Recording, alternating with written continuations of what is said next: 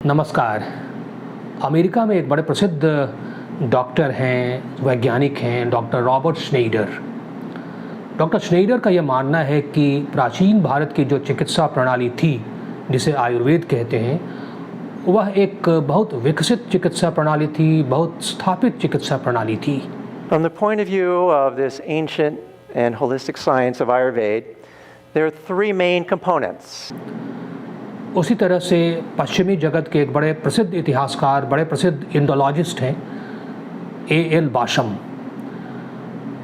Basham का भी ऐसा ही मानना है कि आयुर्वेद एक बहुत ही विकसित और बहुत स्थापित चिकित्सा प्रणाली थी प्राचीन भारत में। बाशम का बड़ा गहरा शोध है भारत पे और भारत के कई सारे आयामों पे, विशेषकर प्राचीन भारत पे। उनकी एक बहुत प्रसिद्ध पुस्तक भी आती है, the wonder that was India. Basham Australia के थे और ऑस्ट्रेलिया के साथ साथ ब्रिटेन के भी कई सारे प्रसिद्ध विश्वविद्यालयों से उनका नाता रहा, उससे जुड़े रहे हुए।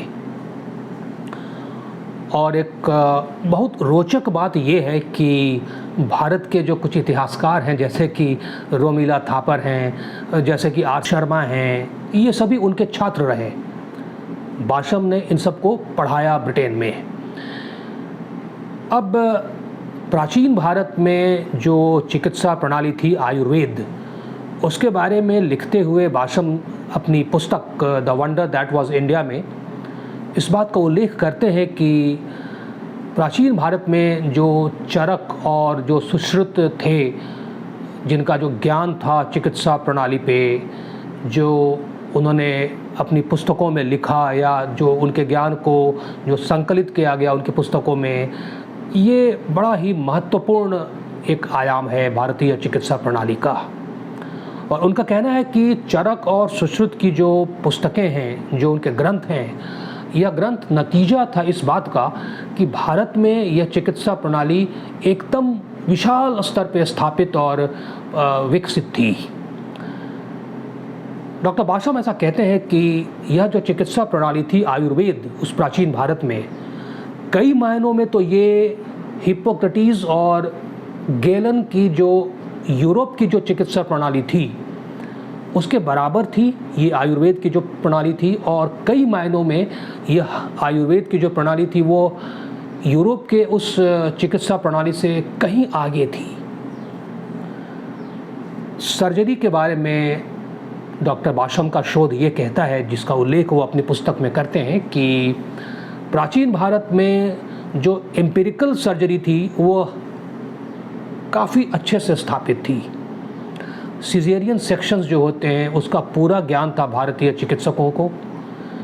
हड्डियों की जो सेटिंग जिसे कहते हैं, बोन सेटिंग जिसे कहते हैं, उसकी जो विशेषज्ञता थी वो भारतीय चिकित्सकों को पूरी तरह से पता थी और बड़े चरम स्तर पर थी, ये बड़े ऊंचे स्तर पर ये स्थापित थी।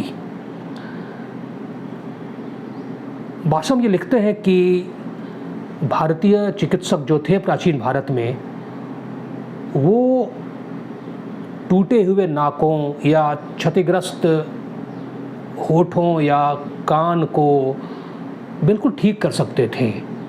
उसके उपचार में वो बड़े कुशल थे।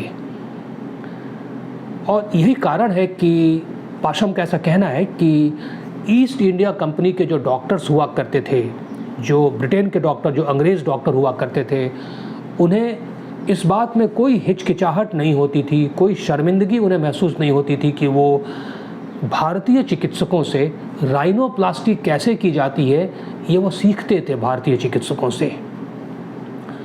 बाशम का ऐसा कहना है कि आयुर्वेद जो चिकित्सा प्रणाली थी भारत में, प्राचीन भारत में, वह 18वीं शताब्दी तक यूरोप की चिकित्सा प्रणाली से मीलों आगे रही। भारतीय चिकित्सकों को प्राचीन भारत में स्पाइनल कॉर्ड की महत्ता का पता था, जो नर्वस सिस्टम होता है उसकी जानकारी थी। हाँ, बाशम ऐसा लिखते हैं कि नर्वस सिस्टम की जानकारी तो थी भारतीय चिकित्सकों को, किंतु यह जो एक ज्ञान है यह पूर्णतः विकसित नहीं था।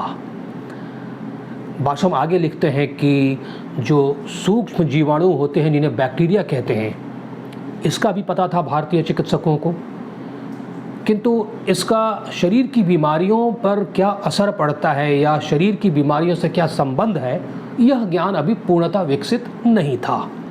और यही कारण है, बासम कहते हैं कि यही कारण है कि एंटीसेप्सिस या असेप्सिस जो है ये इनका ज्ञान पूरी तरह से विकसित नहीं था भारत में, या ये चीज़ें नहीं थी पूरी तरह से।